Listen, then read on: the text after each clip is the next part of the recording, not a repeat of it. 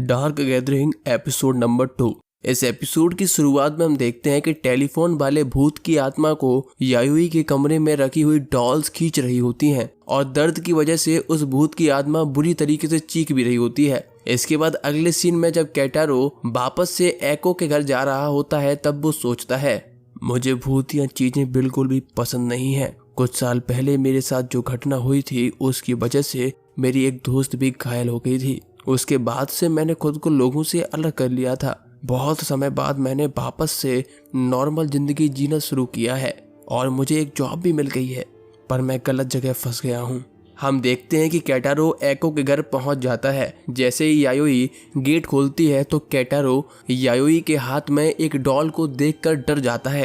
अगले सीन में जब केटारो और यायोई दोनों पढ़ाई कर लेते हैं तो उसके बाद यायोई केटारो को एक और भूतिया जगह पर चलने के लिए कहती है, जिस पर केटारो सीधा मना कर देता है। बाद में यायोई और एको के चिढ़ाने पर केटारो बताता है एक आत्मा ने उसे कर्ज दे दिया था जिसे उसको टाइम टू टाइम इलाज करवाना पड़ता है। उसके बाद सभी लोग घर से निकल जाते हैं। केटारो गाड़ी में याद करता है कि कैसे यायोई और एको ने उसे साथ में चलने के लिए मना लिया था। इसके बाद केटारो सोचता है कि एको भी बार बार यायोई की साइड क्यों लेती है, जरूर एको के साथ कुछ तो गड़बड़ है। यायोई केटारो से पूछती है, क्या तुम्हें ये कर्ज का इलाज बार बार करवाना पड़ता है? जिस पर केटारो अपने हाथ को पकड़ लेता है जिसमें उसने ग्लव्स पहने हुए होते हैं। वो बताता है कि उसके साथ एक इंसिडेंट हुआ था जिसके बाद से उसे इस कर्ज को बार बार इलाज या बोले एक्सरसाइज करवाना पड़ता है। आगे एको यायोई को बताती है, हम लोग जिस टेम्पल में जा रहे हैं वहाँ पर जो पुजारी हैं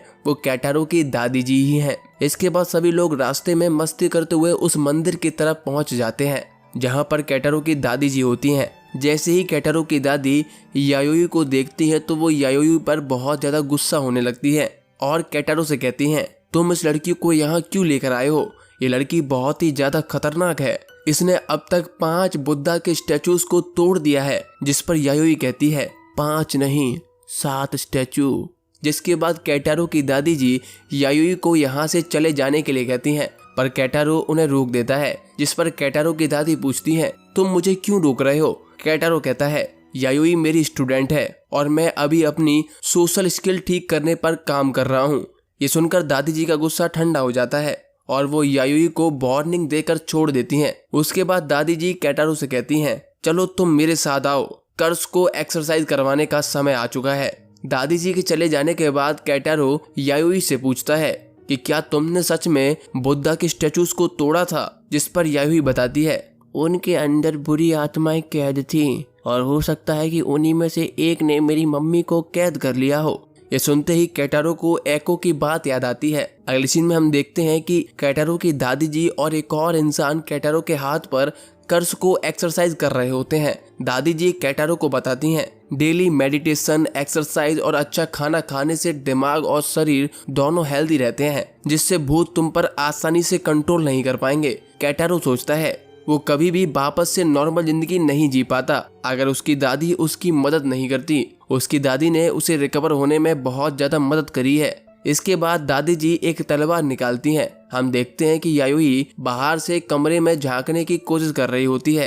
एको यायोई को रोक देती है और उसे केटारो के कर्ज वाले हाथ की फोटो दिखाती है। हम देखते हैं कि केटारो के ग्लव वाले हाथ पर सफेद रंग की बहुत सारी नसें होती हैं। एको बताती है ये नसें जब बड़ी हो जाती हैं तो इससे बहुत ही ज्यादा दर्द होता है, इसीलिए केटारो को बार बार यहाँ आना पड़ता है। दादी जी एक पवित्र तलवार से मंत्र पढ़ते हुए इन नसों को धीरे धीरे काट देती हैं। जब यायोई केटारो के हाथ की फोटो देखती है तो वो कहती है, यहाँ पर कुछ तो गलत है। अगले सीन में हम देखते हैं कि कर्ज की एक्सरसाइज होने के बाद केटारो और दादी जी एक जगह पर बैठे होते हैं और दोनों ही लोग बहुत ही ज्यादा थक गए होते हैं। तभी वहाँ पर एको और यायोई आ जाते हैं। केटारो वहाँ से वॉशरूम के लिए चला जाता है।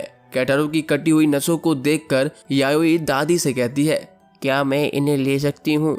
जिस पर दादी मुंह बनाते हुए कहती है, जरूर, तुम्हें ये भूतिया चीजें बहुत ज्यादा पसंद है। उसके बाद दादी यायोई और एको को एक कहानी सुनाती हैं कि इस मंदिर में लोग अपनी भूतिया डॉल्स को देने के लिए आते हैं। इन सब में सबसे खतरनाक डॉल्स मंदिर के तलघर में रखी हुई हैं। उस तलघर में कोई नहीं जाता है और हम लोगों को भी वहां जाने के लिए मना करते हैं।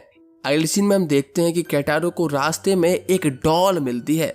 जैसे ही केटारो उस डॉल को उठाता है तो उसे अचानक से कुछ होने लगता है और वो सोचता है कि ये डॉल उसकी दादी ने यहाँ पर गलती से डाल दी है और उसे ये डॉल वापस से मंदिर के तलघर में रख देनी चाहिए और वो तलघर की तरफ चल देता है। आगे दादी बताती हैं कि जो भी उस तलघर में जाता है वहां पर रखी हुई डॉल्स उस इंसान की बॉडी के अंदर घुस जाती हैं और उन्हें कंट्रोल करने लगती हैं। ये सुनकर एको बहुत ज्यादा डर जाती है। हम देखते हैं कि केटारो के हाथ में एक डॉल होती है जिसके लंबे लंबे बाल होते हैं और उसने एक रेड कलर की ड्रेस भी पहनी हुई होती है। यायोई आगे दादी से पूछती है कि ये डॉल्स कैसी दिखती हैं, जिस पर दादी बताती हैं ये जापानीज डॉल होती हैं जिनके लंबे लंबे बाल होते हैं और सबसे खतरनाक जो डॉल होती है उसने लाल कलर की ड्रेस पहनी हुई होती है। ये सुनकर यायोई चौंक जाती है और कहती है मुझे फटाफट से तलघर में जाना होगा, जिस पर दादी कहती है क्या तुमने मेरी कहानी नहीं सुनी अभी। तब यायोई बताती है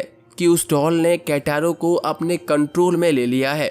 यायोई आगे दादी से कहती है तुम यहीं रुको, तुम थकी हुई हो। इसके अलावा केटारो भी थका हुआ है जिसकी वजह से डॉल उस पर हावी हो गई है, मैं खुद जाकर उसकी हेल्प करूंगी।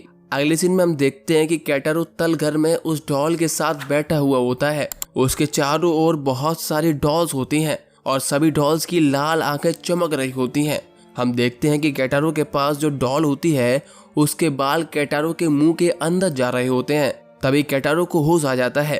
केटारो उस डॉल के बालों को मुंह से निकालने का ट्राई करता है पर केटारो कुछ भी नहीं कर पाता। केटारो को उसकी दादी की बात याद आती है जो केटारो को तलघर में जाने के लिए मना कर रही होती है। उसके बाद धीरे धीरे केटारो बेहोश होने लगता है पर तभी वहां पर यायोई आ जाती है। यायोई पवित्र तलवार से सबसे पहले डॉल के बालों को काट देती है। यायोई कहती है तुम्हें इंसानों को वश में करने की परमिशन किसने दी, और उसके बाद उस डॉल का सर काट देती है। उसके बाद यायोई बाकी सभी डॉल से कहती है अगर तुम लोगों ने फिर से किसी इंसान को अपने कब्जे में करने की कोशिश करी तो मैं सबका सर काट दूंगी।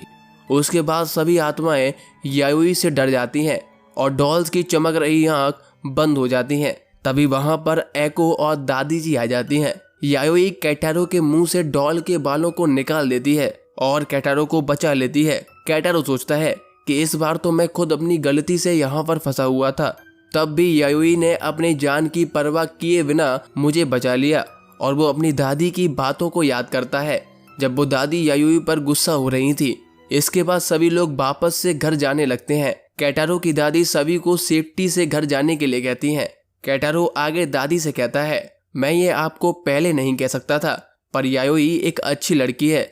इसके अलावा अगर मैं अपनी जॉब की बात करूं तो यायोई मेरी पहली स्टूडेंट है और मैं उसका ख्याल रखना चाहता हूं।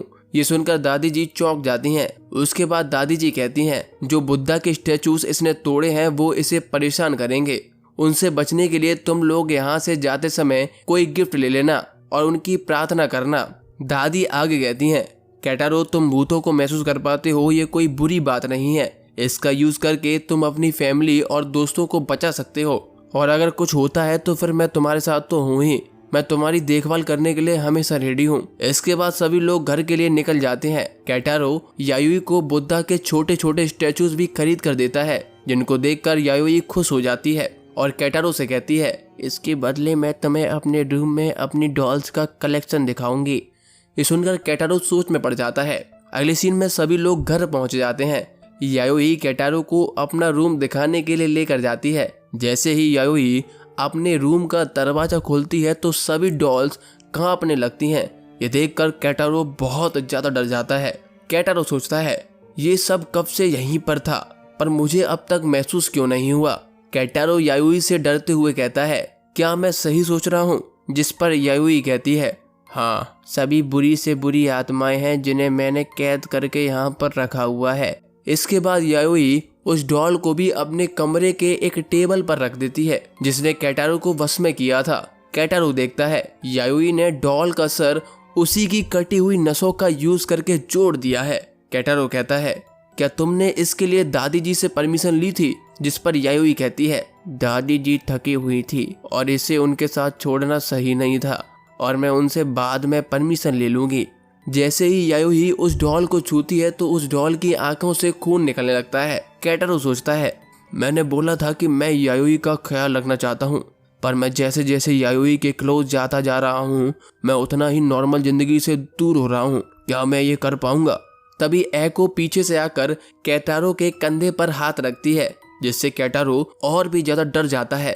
केटारो एको से कहता है, हमें यहाँ से इस कमरे से दूर रहना चाहिए, यहाँ पर कभी भी कुछ भी हो सकता है। जिस पर एको केटारो को समझाते हुए कहती है, कुछ भी नहीं होगा, जब से यायोई यहाँ आई है सब कुछ नॉर्मल है, ये बस एक डॉल्स का कलेक्शन ही तो है। जिस पर केटारो सोचता है कि एको आत्माओं को नहीं देख सकती, इसीलिए ये ऐसा कह रही है। ये कोई डॉल्स का कलेक्शन नहीं है, आत्माओं का कलेक्शन है। तभी यायोई कमरे से बाहर आते हुए कहती है, होजू की फैमिली को कुछ भी नहीं होगा और मैं तुम्हें भी कुछ भी नहीं होने दूंगी, पर इसके लिए मुझे तुम्हारे नाखून चाहिए होंगे। ये सुनकर केटारो और भी ज्यादा डर जाता है और एपिसोड नंबर 2 यहीं पे खत्म हो जाता है। दोस्तों, आपको एपिसोड कैसा लगा प्लीज हमें कमेंट में जरूर बताएं।